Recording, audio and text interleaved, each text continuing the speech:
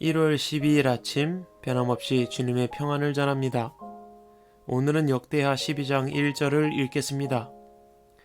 르호보암은 왕위가 튼튼해지고 세력이 커지자 주님의 율법을 저버렸다.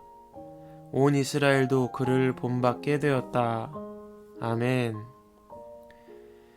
이스라엘이 남과 북으로 나누어졌습니다. 솔로몬이 지은 우상 숭배의 죄악 때문입니다. 그렇게 나라가 나뉘어지고 북이스라엘의 여로보암 왕은 송아지 모습의 우상을 만들고 백성들로 하여금 우상을 숭배하게 합니다.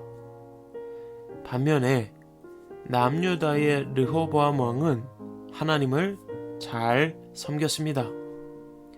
그러나 자신의 왕위가 튼튼해지고 세력이 커지자 배가 불렀는지 하나님의 말씀에 순종하지 않습니다. 온 이스라엘 백성들도 이런 르호보암의 모습을 본받게 되죠. 결국 르호보암이 즉위한 지 5년째 되던 해에 이집트의 시삭 왕이 큰 군대를 일으켜 이스라엘을 쳐들어옵니다. 시삭은 유다 지방의 요새들을 다 점령하고 남유다의 수도 예루살렘까지 진군했습니다.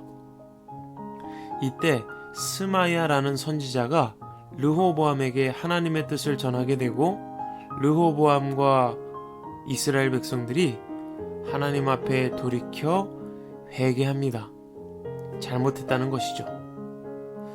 하나님은 그들이 잘못을 뉘우치는 것을 보시고 마음을 돌이키셔서 완전히 멸하지는 않겠으나 시삭의 종이 되게 하여 하나님을 섬기는 것과 세상의 왕을 섬기는 것이 얼마나 다른지를 알게 하겠다고 말씀하십니다. 결국 시삭왕은 예루살렘을 점령했고 성전에 있는 모든 보물과 왕실의 보물들을 하나도 남기지 않고 모두 가져갑니다. 나라를 빼앗기진 않았으나 하나님을 버린 죄악으로 말미암아 큰 고통을 겪게 된 것입니다. 르호보암은 17년간 나라를 다스렸지만 하나님의 음성을 듣는 일에 힘쓰지 않고 악한 일을 저질렀다 기록하며 오늘 말씀이 맞춰지고 있습니다. 저는 오늘 말씀을 묵상하며 풍요로울 때, 평안할 때 나의 모습을 돌아보게 되었습니다. 르호보암 왕은 왕위가 튼튼해지고 환경이 편안해지니 하나님의 말씀을 저버렸습니다. 배가 부르면 하나님을 멀리하게 되나 봅니다. 그래서 이스라엘 백성들이 광야 40년의 생활을 마치고 가나안 땅에 들어가기 직전에 하나님은 그들에게 신신당부하시죠. 하나님을 잊지 말라는 겁니다. 가나안 땅에서 풍요를 누리게 되어도 하나님을 잊지 말라고 수차례 경고하십니다. 그러나 삶이 안락해지자 이스라엘은 하나님을 잊어버렸습니다. 하나님을 잊어버리고 우상을 숭배하기 시작했으며 결국 아수르와 바벨론에 의해 나라가 완전히 멸망하기까지 이릅니다. 풍요가 독이 될 때가 있습니다. 성공이 악이 될 때가 있습니다.